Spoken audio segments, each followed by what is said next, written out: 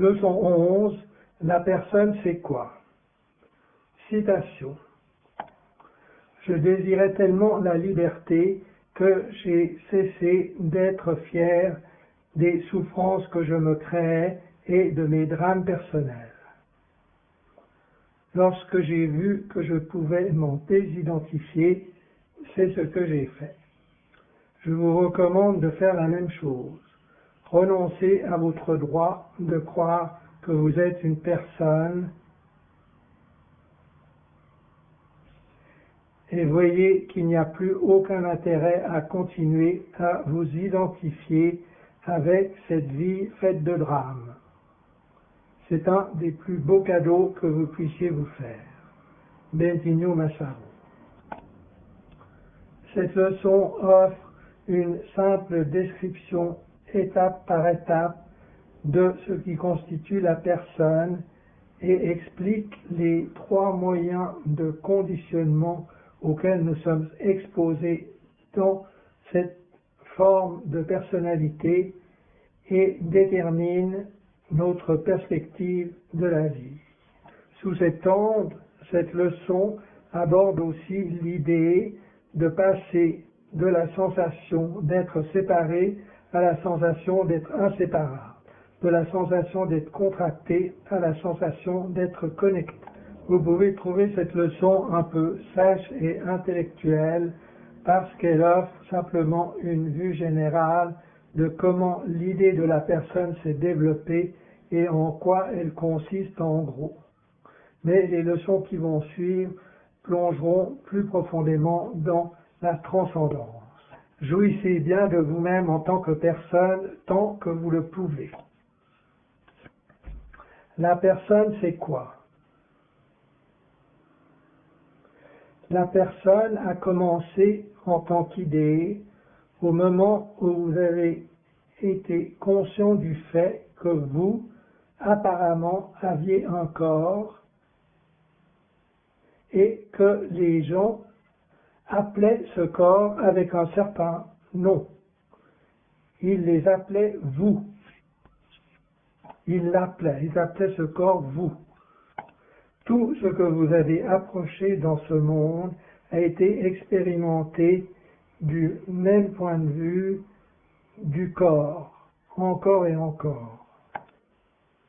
Quoi que vous ayez fait, où que vous soyez allé, l'apparence de ce corps est restée votre point de focalisation à partir duquel et par lequel vous avez fait l'expérience du plan physique.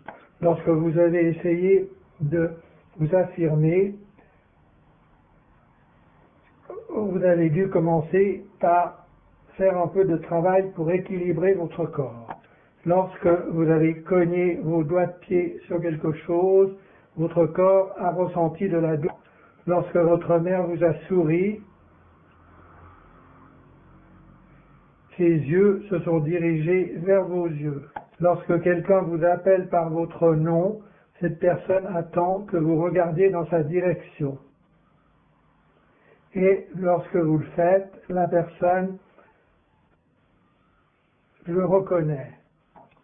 Cette constante association entre votre être conscience, je suis, avec l'apparence du corps, a donné naissance à l'idée et à la sensation qui en était la conséquence, je suis le corps, je suis ceci.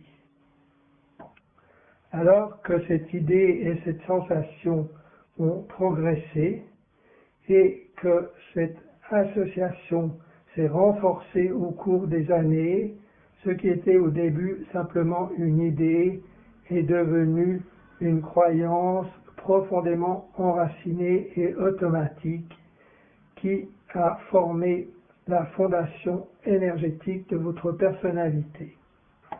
La conviction « je suis ce corps » était le sol fertile sur lequel votre sens du soi psychologique s'est développé.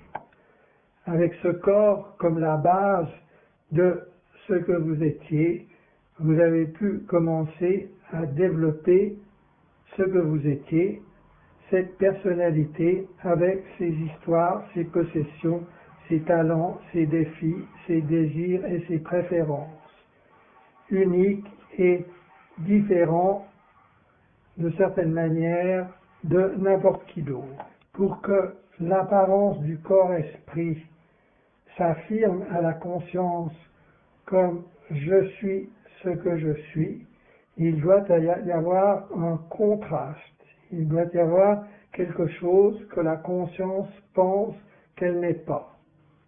Sans ce contraste, la conscience va simplement s'identifier avec tout ce qui apparaît d'une façon égale. Le contraste nécessaire dans notre société fut fourni par l'apparence du monde, qui est largement considéré comme étant à l'extérieur de nous, étant là-bas, n'étant pas nous. Et c'est ainsi que cette fausse sensation de séparation est née. Non seulement vous étiez le corps, mais toutes les autres choses étaient séparées de vous. 3 formes primaires de conditionnement. 1. Le conditionnement social. 2. La friction avec l'environnement, ou le conditionnement basé sur la perception physique. 3. La réflexion de soi, la contemplation et la méditation. 1. Le conditionnement social. La première forme de conditionnement nous est habituellement offerte au début par nos parents et renforcée ensuite par notre famille, nos amis, l'école, les enseignants, les étrangers, les médias, l'Internet, le gouvernement, la société, etc. Le conditionnement social comprend des conditionnements verbaux, conceptuels et énergétiques.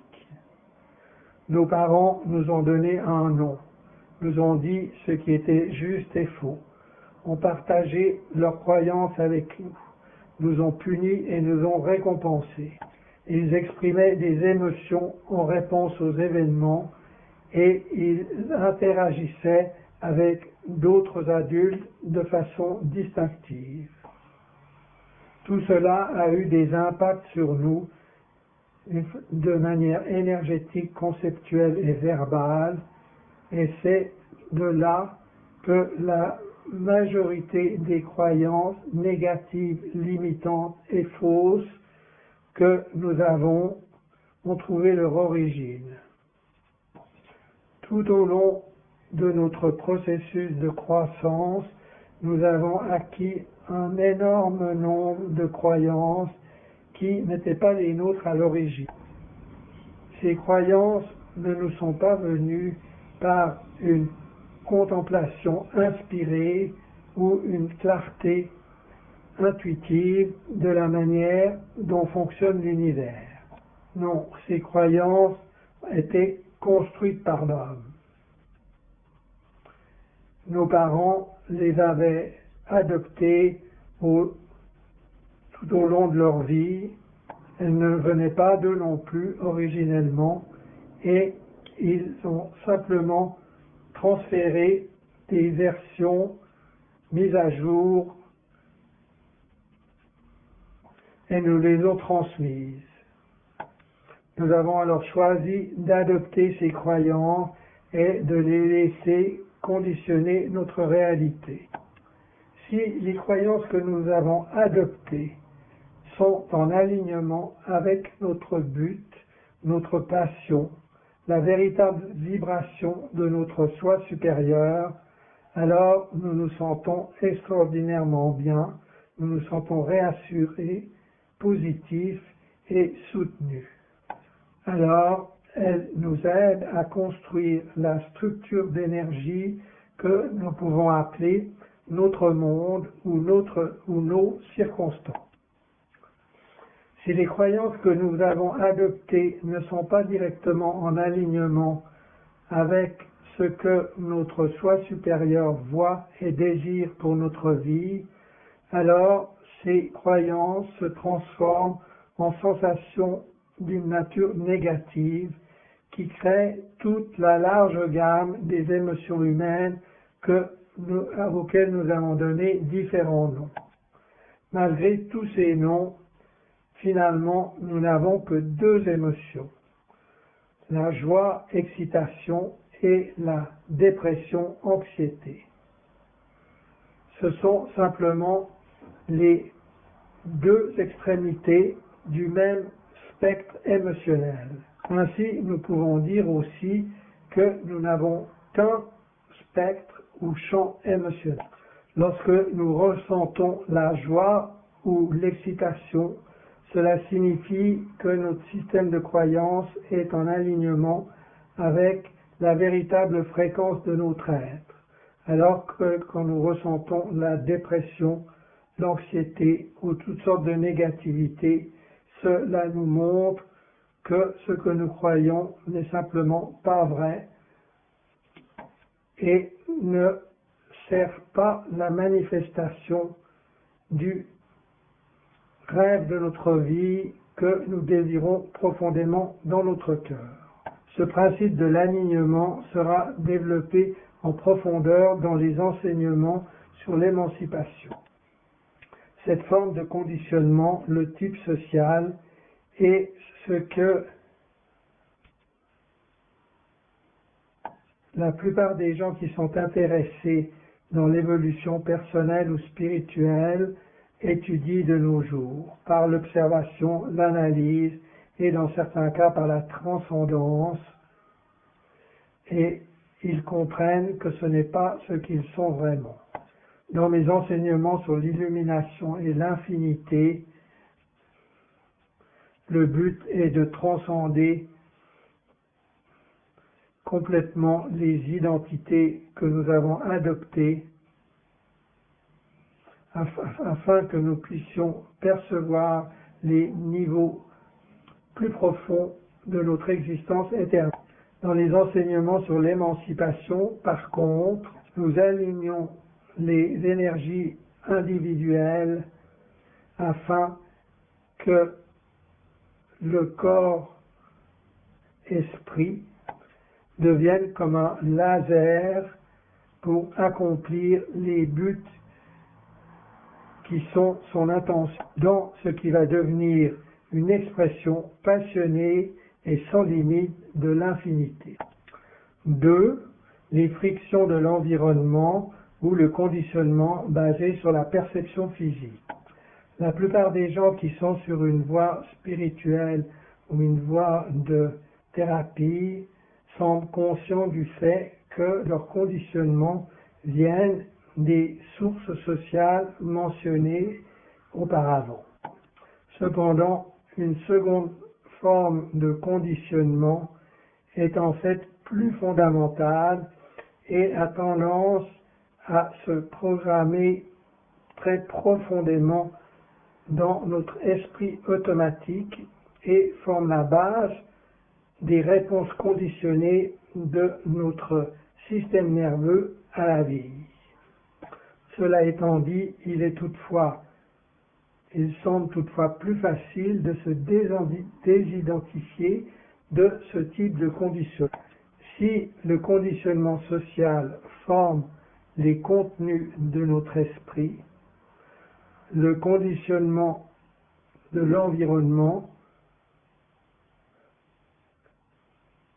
forme le contenant rudimentaire et animal de ces conditions. C'est comme la différence entre l'identité de notre personnalité qui définit le contenu de qui nous sommes et l'identité de notre corps qui forme le contexte fondamental que nous ressentons comme ce que nous sommes. La friction environnementale joue un rôle prédominant dans le développement du sens du soi comme une entité séparée dans un monde hostile et extérieur.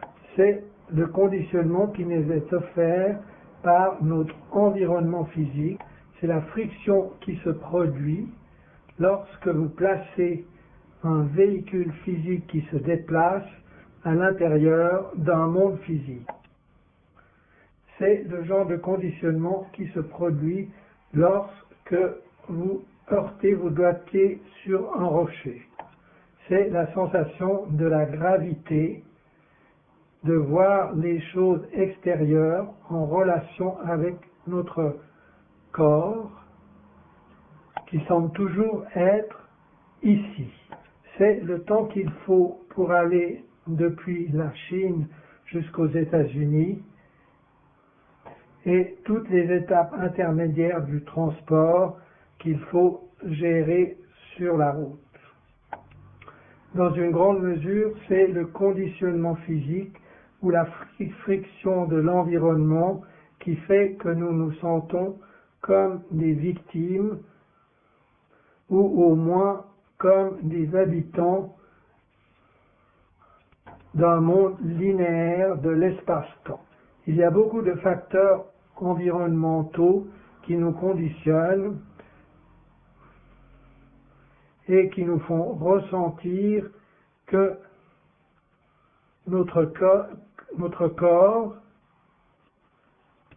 est ce que nous sommes et que nous sommes séparés et isolés et temporaires, sujets à la mort. Même si nous étions nés sur une planète où il n'y avait aucune influence sociale et pas d'autres êtres humains, probablement que nous aurions quand même développé un sens très fort d'être le corps et d'être séparés de l'environnement. Probablement que nous aurions quand même la sensation de vivre à l'intérieur d'un monde d'espace-temps, à cause simplement d'actions très simples comme de courir sur la surface de la planète, de rentrer en collision avec certaines choses, de recevoir constamment des feedbacks physiques de notre expérience, de voir le soleil qui se lève et se couche tous les jours et de devoir rechercher de la nourriture pour satisfaire les sensations de faim de notre corps. Les conditions environnementales peuvent être considérées comme une partie de nous-mêmes qui est basée sur les instincts ou le côté animal. C'est ce qui éveille souvent la réponse de l'instinct de survie qui réagit avant que la partie de nous-mêmes qui est conditionnée socialement puisse même y penser, surtout dans des situations qui semblent nous menacer physiquement. C'est ce qui active l'adrénaline dans notre corps et qui nous met en état d'alerte. C'est ce qui semble geler vos réactions lorsque vous approchez du bord d'une falaise. C'est ce qui se passe quand quelqu'un s'est caché dans votre armoire et surgit au milieu de la nuit pour voir votre réaction. C'est un conditionnement qui est orienté sur la physicalité et sur le système nerveux, et bien qu'il soit profond, il n'appartient qu'au véhicule physique, au corps, et il n'est pas vous. La plupart des gens ne se sentent pas forcément identifiés avec ces réactions, même si les sensations qui apparaissent par ce conditionnement peuvent être très fortes. Ils ne sentent pas vraiment que c'est ce qu'ils sont et ils peuvent facilement comprendre que ce n'est pas ce qu'ils sont. C'est pourquoi ce type de conditionnement est rarement vu comme un problème qu'il faut soigner psychologiquement. Cependant, il contribue d'une façon significative à beaucoup de nos sensations de contraction et à nos réactions de protection aux événements quotidiens. Même lorsque vous vous êtes libéré de la plupart de vos peurs personnelles ou de vos peurs créées par la société, le conditionnement physique peut toujours avoir ses effets sur votre corps parce que c'est son but de répondre quand il a besoin de répondre. On le remarque surtout dans les moments où il y a une menace physique immédiate. Cependant, même ces effets de notre côté animal peuvent être fortement atténués lorsque nous reconditionnons notre système, par exemple par les expériences de la présence qui nous montrent que nous ne sommes pas séparés et qui nous montrent aussi que notre soi supérieur est toute chose et qu'il est donc en sécurité même dans des circonstances menaçantes. Cela nous amène au troisième type de conditionnement. 3. La réflexion de soi, la contemplation et la méditation. La troisième forme de conditionnement est plus avancée et apparaît plus tard dans le développement de notre complexe corporel, en particulier avec l'âge. Et bien que la plupart des gens utilisent ce conditionnement lorsqu'ils deviennent plus âgés, même lorsque cela se produit, il semble que ce conditionnement est fortement influencé par les premiers deux types de conditionnement. La capacité de réfléchir sur soi ou de contempler semble fonctionner comme une sorte de cycle ou de pattern pour la plupart, qui les pousse à se demander si c'est vraiment une réflexion de soi ou si ce sont des échos de ce que cette entité a entendu auparavant par des moyens de conditionnement verbaux, conceptuels ou sociaux. Ce n'est que lorsque ce troisième moyen de conditionnement ou de déconditionnement atteint un point significatif dans sa lucidité et dans sa capacité de transcender l'esprit, qu'il devient réellement une source de clarté plutôt qu'également un conditionnement limitant. Cette troisième méthode commence à s'affirmer et à offrir des solutions aux contractions du corps-esprit humain conditionné lorsqu'il est capable de se regarder à partir de l'extérieur de la boîte qui a été créée par les deux premières méthodes de conditionnement. Lorsque cette méthode commence à s'affirmer, elle le fait habituellement soit par une approche psychologique d'analyse de soi, soit par une approche spirituelle, par la contemplation d'une partie de l'esprit de notre être, esprit-corps. Cette dernière approche a le bénéfice d'activer en plus une capacité innée d'accéder à notre esprit intuitif. Qu'elle soit psychologique ou spirituelle, la capacité de réfléchir sur soi conditionne aussi notre manière de voir la vie sous différents angles. En fait, dans un sens, tout nous conditionne à voir la vie sous différents angles. Cependant, cette troisième méthode de se reconditionner est très utile comme une porte vers la réalisation spirituelle et la transcendance des conditionnements du passé. Je considère que vous, puisque vous êtes des chercheurs sur la voie spirituelle, vous avez déjà ouvert cette porte. Dans ce sens, vous êtes déjà devenu intelligent et responsable de votre sens du soi. Alors, les 5 niveaux de conscience qui correspondent à l'être humain. 1. Connectez-vous au je suis pendant un moment, juste ce pur sens nu de je suis, auquel rien n'est attaché comme une distraction, la pure présence. 2.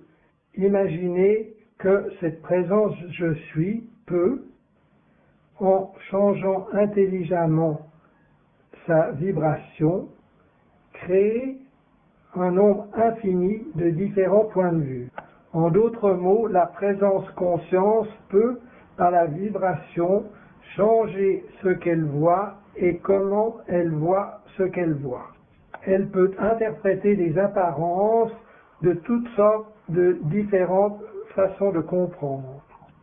Lorsque la conscience adopte alors un certain point de vue et le considère comme vrai et approprié, elle choisit de cristalliser ce point de vue en une forme plus solide, afin que cette forme solide puisse fonctionner comme une scène sur laquelle un jeu d'acteurs va apparaître. Cet état cristallisé d'un point de vue autrement malléable et éthérique est une croyance.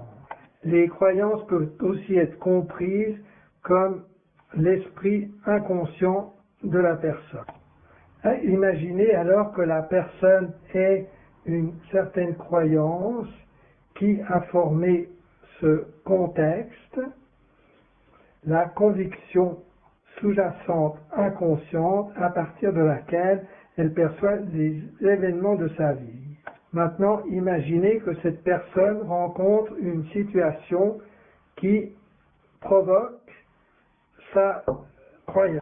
Lorsque cette provocation apparaît, la croyance va créer une sensation ou une émotion dans la personne. Les émotions, les sensations peuvent aussi être comprises comme l'esprit subconscient de la personne. Note. La sensation qui a été provoquée peut être positive ou négative, dépendant de si cette croyance était ou n'était pas en alignement avec le soi supérieur de l'être. Les croyances sont les énergies qui créent la réalité intérieure et extérieure de la personne. Aussi, il est très important de bien se connaître soi-même à ce niveau-là. Plus sur ce sujet sera présenté dans l'enseignement sur l'émancipation. 5. Finalement, l'esprit conscient, l'esprit qui pense, réagit à la sensation dans le corps. Les pensées ne sont rien d'autre que des réactions à ce qui s'est déjà produit, sous forme de croyances et de sensations dans la personne. Elles sont la fin du processus et en conséquence, elles ne sont pas le niveau qui crée notre réalité. Diagramme des 5 niveaux de conscience. Voici comment ces 5 niveaux de conscience qui concernent l'expérience humaine structurellement se connectent ensemble, en commençant à partir du niveau le plus fondamental jusqu'au niveau le plus superficiel, depuis le créateur jusqu'au créé, depuis la cause jusqu'à l'effet. Donc sur le schéma, le niveau fondamental de base, c'est la conscience. Le niveau suivant, ce sont les points de vue. Le niveau suivant, c'est l'inconscient, les croyances. Le niveau suivant, le subconscient, les sensations. Et le niveau le plus superficiel, le niveau conscient, les pensées. Donc 1, je suis, la présence conscience. 2, les points de vue. La vibration, l'état d'être, la compréhension. 3, les croyances, l'esprit inconscient, la cristallisation d'un point de vue. 4, les sensations, l'esprit subconscient, une provocation qui dépend de la croyance. Et 5, les pensées, l'esprit conscient les réactions. Les trois derniers, les croyances, les sensations et les pensées, forment la personne, la portion cristallisée, manifestée de l'expression individuelle de la présence. Lorsqu'une pensée ou une circonstance est une provocation pour une croyance sous-jacente, elle crée une sensation. Cette sensation, alors, crée des réactions supplémentaires ou des réflexions au niveau de l'esprit conscient ou des pensées. Je ne veux pas aller en profondeur dans cela maintenant, mais je voulais vous donner cette vue d'ensemble afin que vous en compreniez la structure. Le fait que les croyances créent les sensations et que les sensations créent les pensées. Si vous arrivez à noter cela dans votre vie quotidienne, cela vous aidera à voir plus clairement comment la personne fonctionne à l'intérieur et vous pourrez voir plus clairement comment vous en libérer. Le plus clairement vous verrez comment la personne s'engage dans ces manigances automatiques, le plus facile ce sera pour vous de changer vos patterns habituels et de voir que, ultimement, ce n'est pas ce que vous êtes. L'illusion de la séparation conduit à la contraction. Une fois que nous nous sommes identifiés avec le corps et que nous pouvons ressentir ces douleurs, nous sommes automatiquement connectés à partir de ce point-là, de manière à nous protéger contre ce qui n'est pas nous, dans ce cas, tout ce qui est à l'extérieur de notre corps, y compris les autres personnes. Cela nous conduit à examiner un sujet très basique mais crucial. Les différents niveaux du spectre spirituel qui vont depuis l'état de séparation et de protection de soi propre à l'animal d'un côté et de l'autre côté les niveaux supérieurs de compréhension spirituelle. La condition de la séparation. Si toute chose, excepté le corps, est vue comme n'étant pas vous, alors toutes les formes sont une menace à votre existence en tant que corps. Cela s'applique à la personne monde conscience, au niveau de la personne monde conscience, le je suis cela.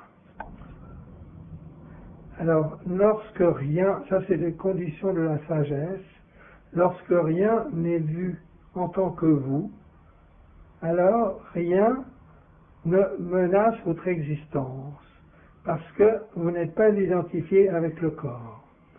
Cela s'applique surtout au niveau de la pure conscience et de l'infinité. Je et pas de je. La condition de l'amour.